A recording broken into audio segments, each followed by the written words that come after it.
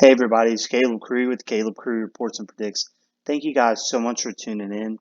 It means so much to me. If you could hit that like and subscribe for more election coverage.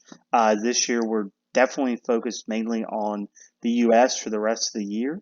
Yesterday we came out with our presidential uh, video, and it's just the state of the race right now. This will be the state of the Senate races, and we're going under the same presumption. Um, that we did then, that this is going to happen every month. I'm going to be doing these videos, and this is really, if the election was held today, how I think it would turn out, and just the state of the race.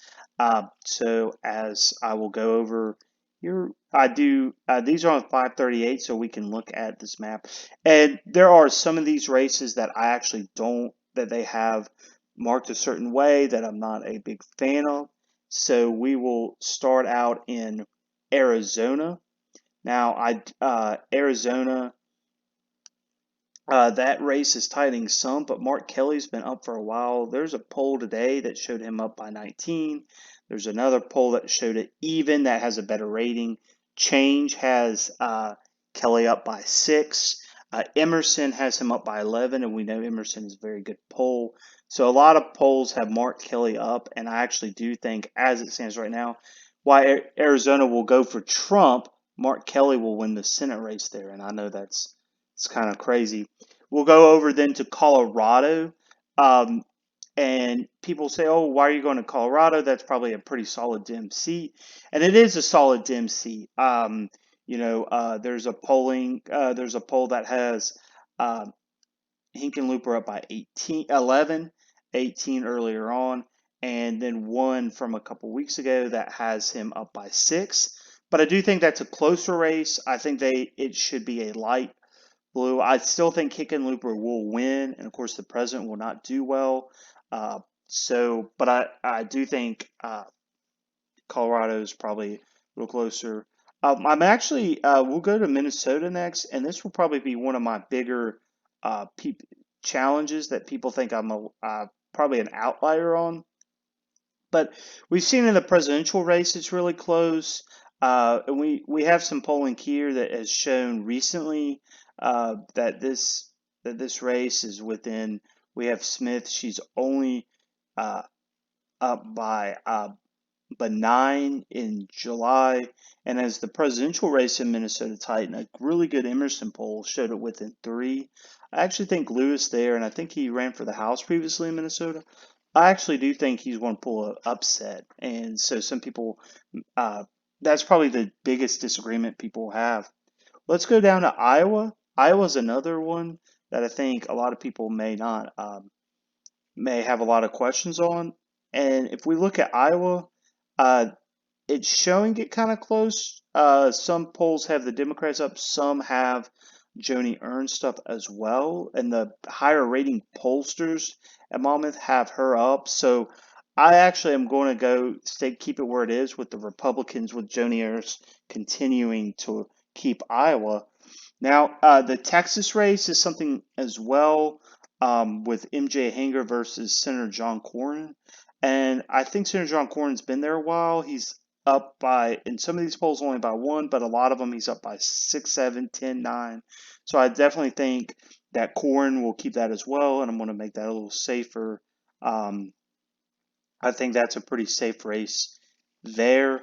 Um, and if we go across, we'll come down.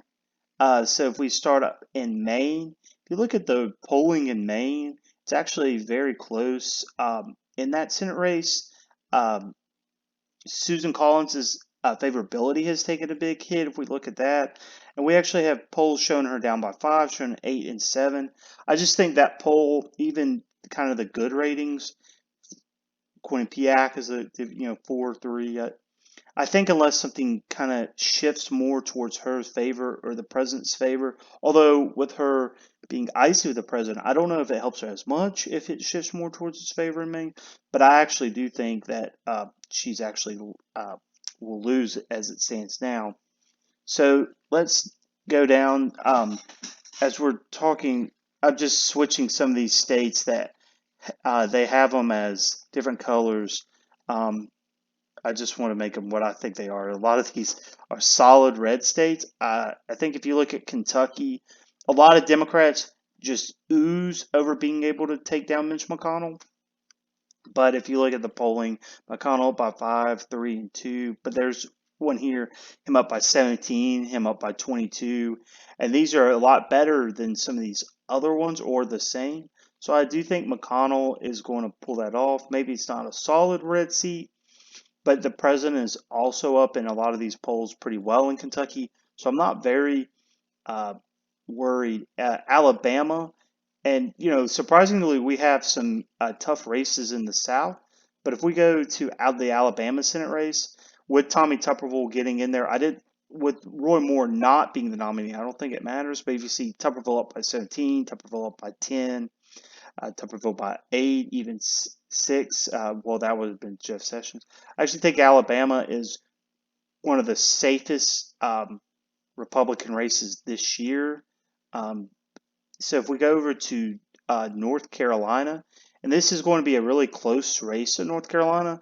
I remember this isn't how I'll do a final predictions video, but right now in North Carolina, we have Cunningham by 8, by 9, by 5, by 3. I really think North Carolina for the Democrats is actually shaping up to be really good. And I do think that they will actually pick up North Carolina.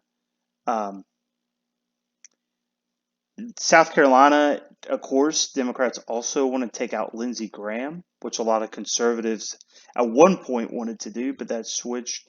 We see polls up by 3 and even by 1, by 4, by 2 for Graham, but he's up in all these polls. I also think with the president that it's actually a little safer. I think he'll end up winning by 5 or 6, but I definitely think that's definitely safe. Now we go to Georgia, another state that has some demographic changes that's making Georgia more competitive. I've been talking about this in the presidential race, but the president is tied there. There's a poll that shows Ossoff up by 2, but then you have it tied in another one, but Survey USA, which is a little better of a poll rating, has it up by him up by 3. So I think I do, and we also look at the special. There's some polling that actually could show that 2 Republicans get in. So I think Perdue wins in Georgia. And I actually think the Senate race there, that special election, also is very safe in Georgia. I think there's a good chance that 2 Republicans could get in. And on this vice president, as it's 51-49. So I think if I do think the president, as I did on my video yesterday, is going to win. But as I think a lot of Democrats are not really happy about this map. They thought that they might be able to take control this year. And even by picking up Arizona and North Carolina, even if they don't win the presidency and they do keep Minnesota, which a lot of people say an outlier, so they would pick up Maine, Arizona, North Carolina, and still not be able to notch 51.